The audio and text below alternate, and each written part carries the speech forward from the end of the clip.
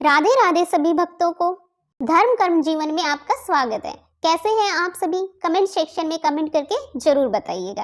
आज हम बात करेंगे मकर संक्रांति पर दान दी जाने वाली चीजों के बारे में और दान का क्या महत्व है। सनातन धर्म में मकर संक्रांति का अहम महत्व है। मकर संक्रांति के दिन गंगा स्नान और दान का विशेष महत्व है। दान करने से मनुष्य को शुभ फल की प्राप्ति होती है और पद प्रतिष्ठा में वृद्धि होती है। मनुष्य के जीवन में खुशियों का आगमन होता है और सभी प्रकार के दुखों से छुटकारा भी मिलता है। चलिए जानते हैं मकर संक्रांति के दिन किन किन चीजों का दान करना श्रेष्ठकर होता है, कौन कौन सी चीजें आप मकर संक्रांति पर दान कर सकते हैं।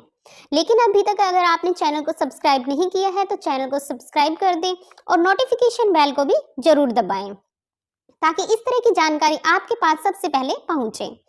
आमतौर पर लोग तिल, गुड़ और खिचड़ी का ही दान करते हैं, लेकिन बहुत सारी वस्तुओं का दान कर सकते हैं। सबसे पहले काला तिल। नंबर 1, काला तिल। काला तिल का दान संक्रांति के दिन सबसे शुभ दान माना जाता है, इसलिए काले तिल के दान का विशेष महत्व है। नंबर 2, सफेद तिल। काले तिल के साथ साथ सफेद तिल का भी दान शुभ फलदायी होता है, इसलिए आप सफेद तिल का दान भी कर सकते हैं। तीसरा, घी। घी का दान भी आप कर सकते हैं। अगर गाय का घी है तो यह और भी अच्छा और शुभ फलदायी माना जाता है। नंबर 4, गुड़। तिल के साथ साथ गुड़ का दान भी उत्तम माना जाता है, इसलिए आप गुड़ का दान भी कर सकते हैं। नंबर 5, नमक। नमक का दान भी आप कर सकते हैं। नंबर 6, मूंगफली और रेवड़ी। मूंगफली और रेवड़ी भी आप बांट सकते हैं। रेवड़ी बांटना रिश्तों में मिठास घोलने जैसा है, इसलिए रेवड़ी और मूंगफली का दान भी आप कर सकते हैं। नंबर 7, दूध। आप दूध का दान कर सकते हैं। गरीब बच्चों के लिए आप दूध दे सकते हैं, यह भी उत्तम फलदायी होता है। नंबर 8, दही। दूध के साथ साथ दही का दान भी शुभ माना जाता है। नंबर 9, अन्न।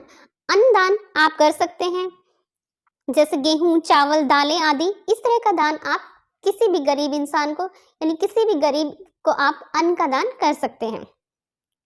नंबर 10, वस्त्र।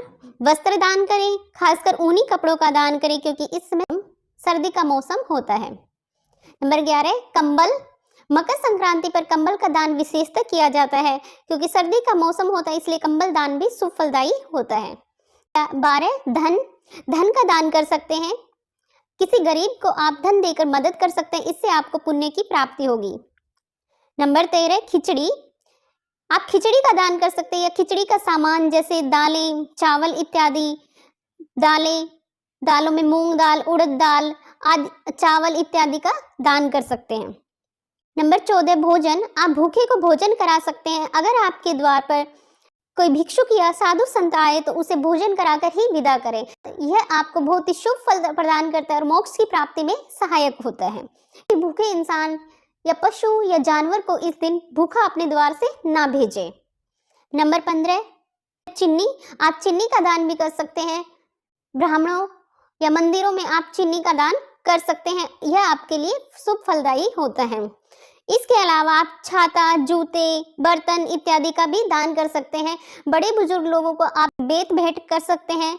इस तरह से इसके अलावा भी बहुत सारी चीजें जिनका आप दान कर सकते हो।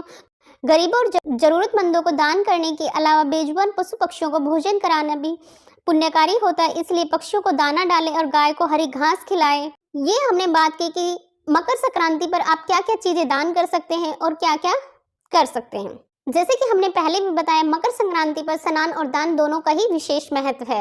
आप इस दिन किसी पवित्र नदी में स्नान कर सकते हैं और स्नान के बाद विधि विधान से पूजा करके दान कार्य कर सकते हैं। मंदिरों में दान करें, ब्राह्मणों को दान करें और भोजन भी कराएं। ये थी मकर संक्रांति पर दान के विषय में जानकारी।